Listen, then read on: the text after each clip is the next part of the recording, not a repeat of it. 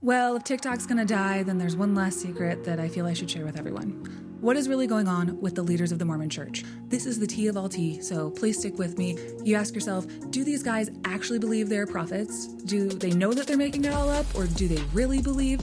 I'm gonna answer for you what is going on inside the Mormon Church.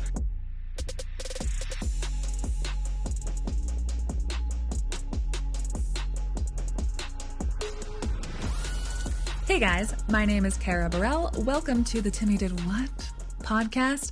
I have been sitting on some intel for a while that I'm finally ready to make into a podcast and share with you all. It's a really common question that I get after people who, they're raised their whole life within the church, come in contact with a video like mine, and then for the first time start to realize oh, it's a made up thing. Joseph Smith made it all up. And they deal with that, and then it follows, they say, okay, but what about the prophets and the quorum of the 12 apostles? Do they know that it's not true? How much do they know what they're doing is lying to us? And they just get up there and lie to us every year.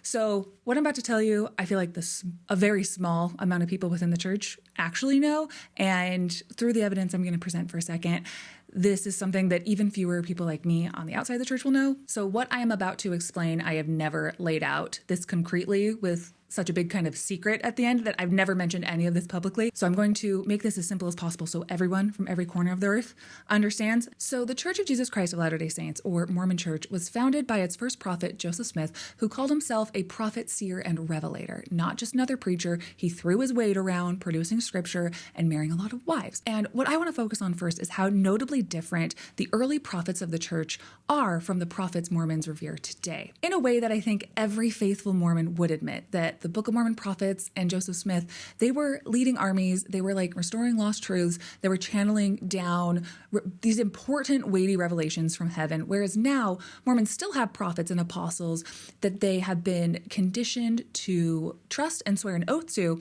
And they watch 10 hours of speeches every 6 months, hoping that leaders are going to give them some epic revelations like in olden days.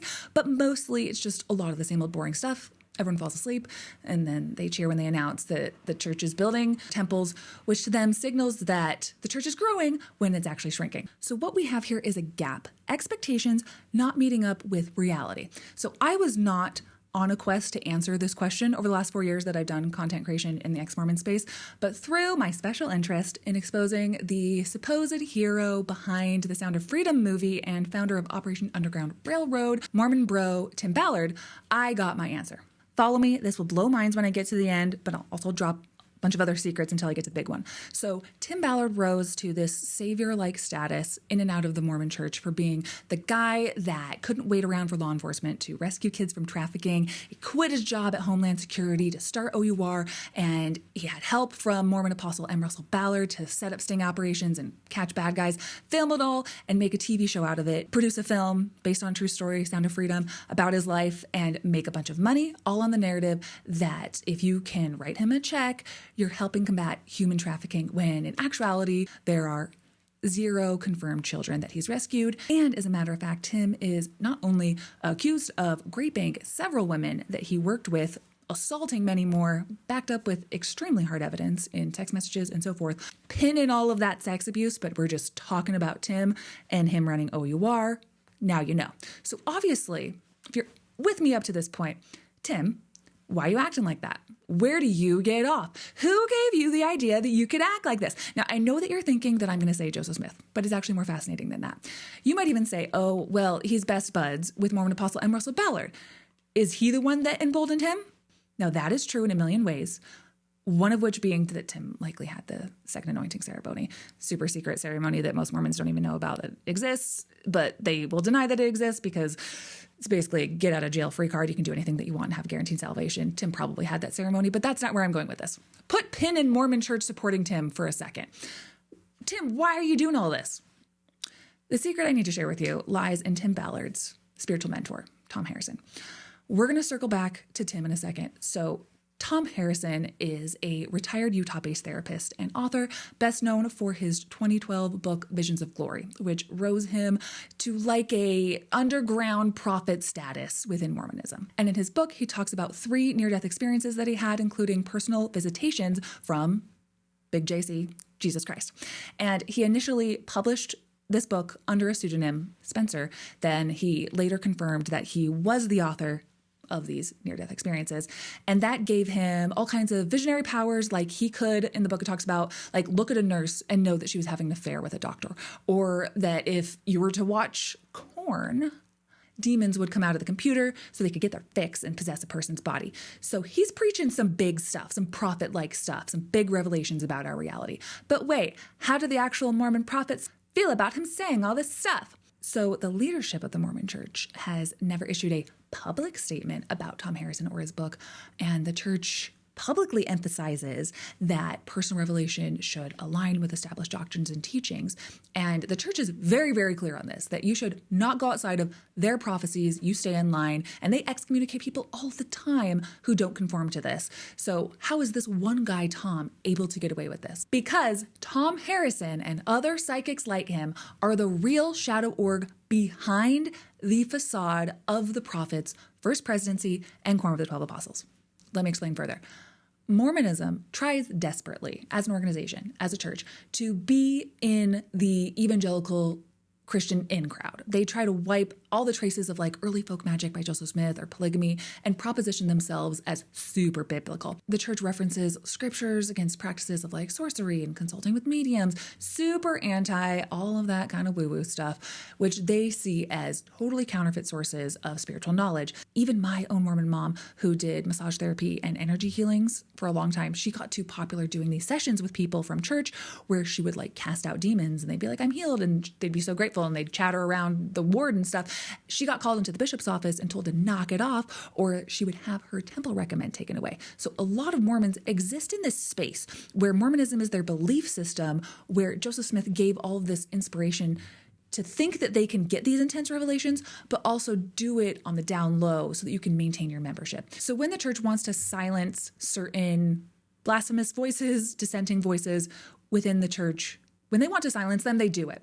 So then how is a crazy, kooky, psychic person like Tom Harrison able to get promoted? Okay, follow me. So Visions of Glory came out in 2012, and by March 2014, it was making Tom Harrison very famous and making him a lot of money.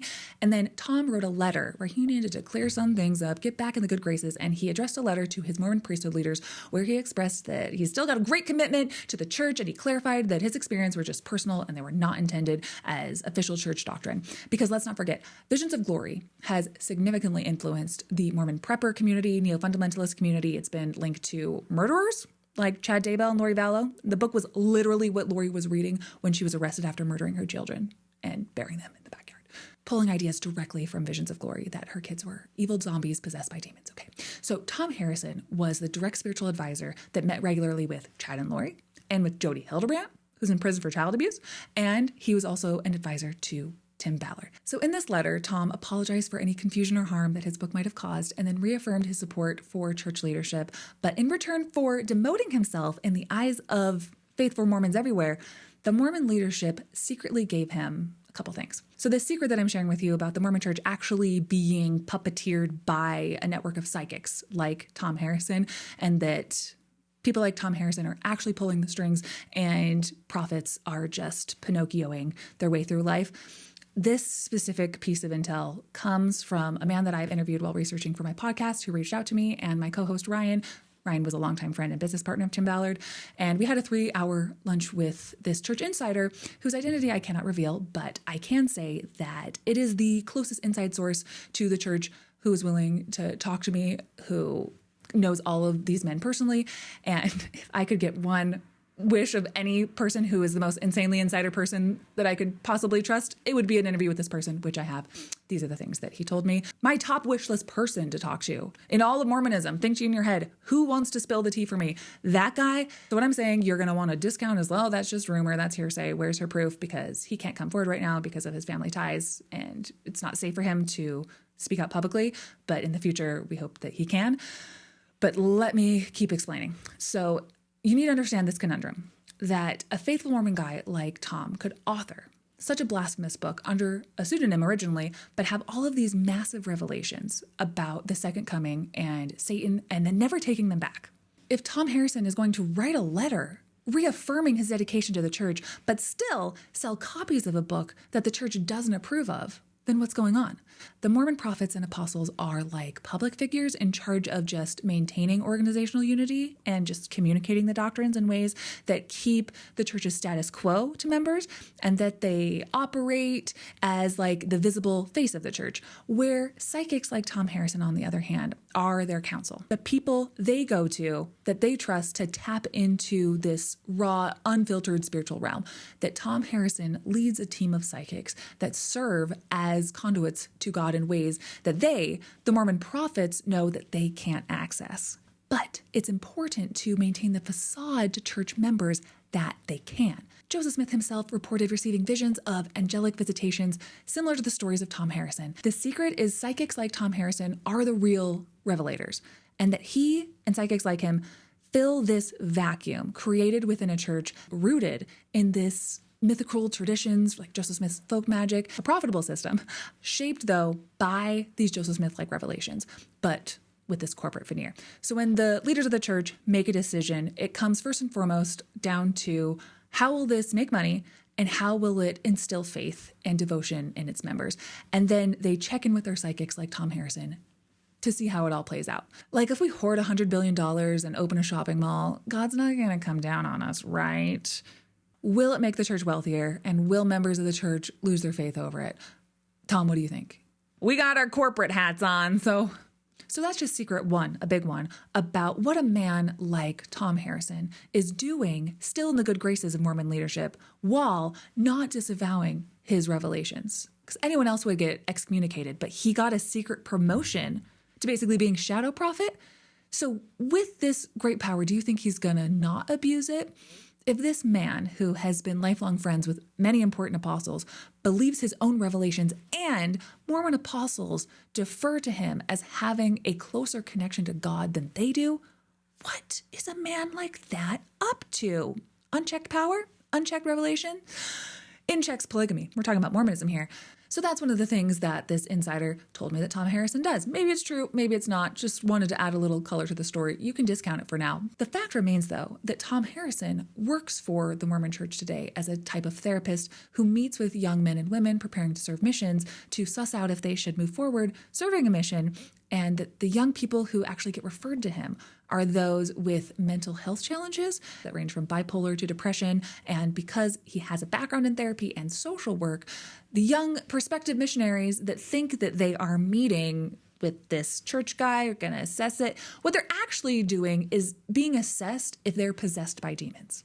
So I'm helping connect the pieces of what he really, really does for the church, but his position to do that as that guy, that's already well established. Wanted to clarify that. So with that being said, do you really think that a person like Tom is going to write a book like Visions of Glory and then use the psychiatric best practices? And do you think the church doesn't know that he thinks he's a psychic? Now at this point, I can't prove the things that I mentioned earlier about psychics like Tom being the real prophets in Mormonism, but I can say matter-of-factly that the church leaders promoted him and they have utilized him to help with prospective missionaries. I don't think that it's much of a stretch of the imagination that they utilize him in other areas of leading the church too. That brings us back to Tim Ballard. We have sources up the wazoo that Operation Underground Railroad did not utilize any normal tactical forms of intel when trying to save children, but instead used psychics. And I'm not here to argue for or against the validity of psychics as a whole, but no surprise, Tim Ballard's psychics did not produce any results. It's been well documented that his undercover operations felt like he was doing everything for the money, fame, filming his operations like a movie, and not even with the purpose of backing up his stories with saved children, with no intelligence on how to actually catch the traffickers other than consulting with psychics. That's pretty well documented already. In one of the many lawsuits that have been brought against Tim Ballard and OUR last year for sexual assault and a heap of other things, Tim Ballard's executive assistant and many other women, many of them faithful Mormons, who had been close to Tim for years, they alleged that Tim Ballard used psychics constantly. And when they asked him where he got permission from the church to utilize this totally blasphemous practice, Tim allegedly said to them the psychics he used were actually personal psychics to his best church bud, Apostle M. Russell Ballard.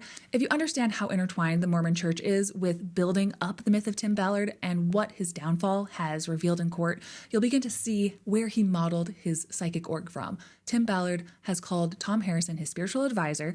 Tim has about 100 blessings or so of revelations from Tom Harrison on how to run OUR that are all written down. Tim Ballard, throughout running OUR before he got kicked out for all these sexual assault allegations, Tim Ballard is in constant communication all these years with two main spiritual advisors from his church, one being the Apostle M. Russell Ballard and then Tom Harrison. In fact, there are actually reports from investigations that have said that OUR operators who went on stings with Tim, and when they found out that their mission was led by a psychic, that Tim would say like, "Oh my gosh, give me a break," and then call up M. Russell Ballard for backup and say, "See, you believe this guy is an apostle of God, right? Mormon employee of mine. You got a problem? Take it up with the guy who talks to the big guy." So with that being said, Operation Underground Railroad, it has been shown with evidence that it is run by intelligence from psychics, one of which being Tom. And the bonus secret for you is that I have access to the crisis meeting notes from the week last September 2023 when Vice News began firing away with these explosive pieces and these allegations of Tim Ballard being a fraud, a sexual predator, and then this Mormon church who had built up this man and endorsed him then needed to disavow him as quickly as possible. And the crisis meeting notes reveal that Tim was handling this crisis by regularly talking to Tom Harrison, and that the church's major fear is people catching on that they use psychics. In a meeting that Operation Underground Railroad had during this crisis week with the church, it says that the public finding out about psychics, as Vice News has been reporting all week based on evidence from investigations and interviews, that the public finding out about their use of psychics was the biggest fear and how it would affect their optics. So that's the secret. Mormon leaders who claim to be prophets, seers, and revelators are actually just guys in suits cosplaying God guys. You're not that surprised, but it's interesting that they maintain control over like 16 million members of the church by leading people to believe that they are the conduits to God. They're not so much concerned about the optics of sex abuse infecting their ranks. It's founded by a man who, by all accounts, is a sexual predator. I mean, that's the waters that Mormons swim in. It's a Rocky Mountain Bible fan-fiction sex cult. Come on. But the other foundation of Mormonism is intense personal revelation, the use of all kinds of mythical fortune-telling objects that the church wants everyone just to conveniently believe in, that it was okay for Joseph Smith, but not okay for any practicing Mormon today. So I believe that the Mormon church is more or less run by psychics, and that if that news were to get out, if this video were to get shared with anyone, and that news getting out is its biggest threat to control over its members, that if people find out that their prophet acknowledges he doesn't talk to God, but outsources that to another place, nothing is stopping a person from leaving the church and doing the same. Thank you guys so much for hitting the like button, hitting subscribe, going over to our Patreon and joining that. That really helps sustain us financially. And I also have a Venmo and donor box. Would love some more change thrown our way so that we can keep pumping out this podcast. We have some incredible stuff that is coming later I never even thought I'd be able to talk about. And Christmas is coming early, even though it's not Christmas at all, because it's actually extremely devastating information that made me take a mental health day.